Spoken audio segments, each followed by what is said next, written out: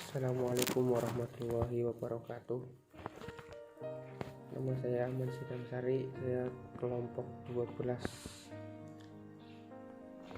Saya menjelaskan sedikit tentang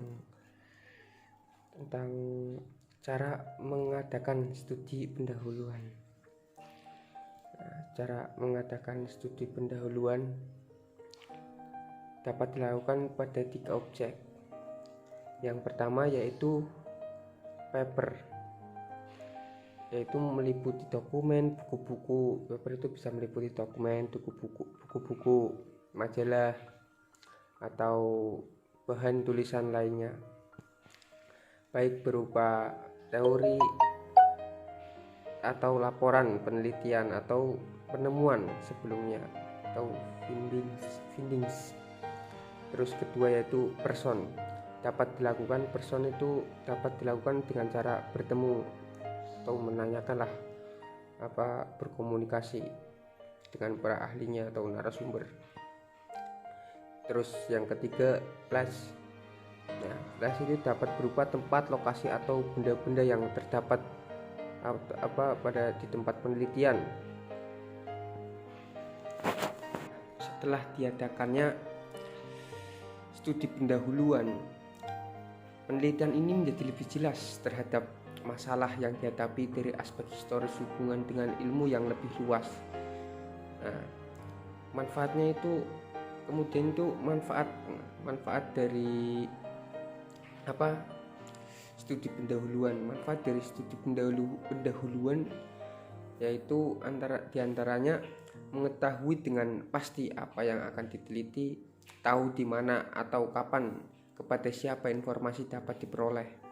Kemudian tahu bagaimana cara memperoleh data atau informasi, dan dapat menentukan cara yang tepat untuk menganalisis data. Yang terakhir, tahu bagaimana harus mengambil kesimpulan serta kemanfaatan hasil. Kemudian penelitian itu harus ingat beberapa hal, yaitu yang pertama, apakah judul penelitian yang akan dilakukan benar-benar sesuai dengan minatnya. Yang kedua, apakah penelitian ini dapat dilaksanakan. Yang ketiga, apakah tersedia faktor pendukung untuk penelitian yang akan dilakukan. Yang keempat, apakah hasil penelitian cukup bermanfaat.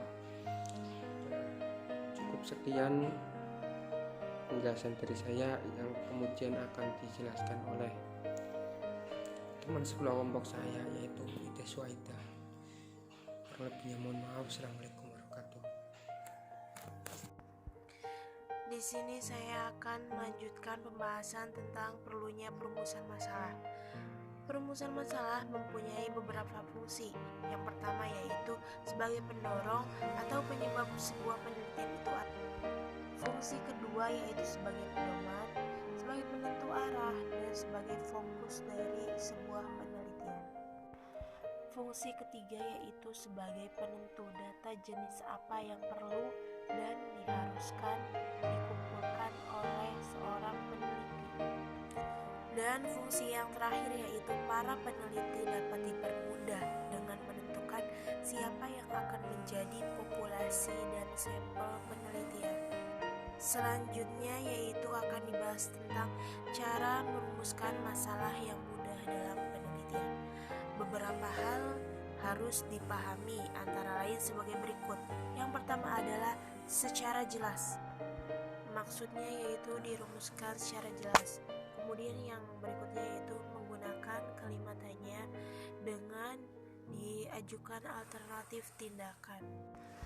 Selanjutnya yaitu dapat diuji secara empiris dan mengandung deskripsi dari kenyataan yang ada dan keadaan yang diinginkan.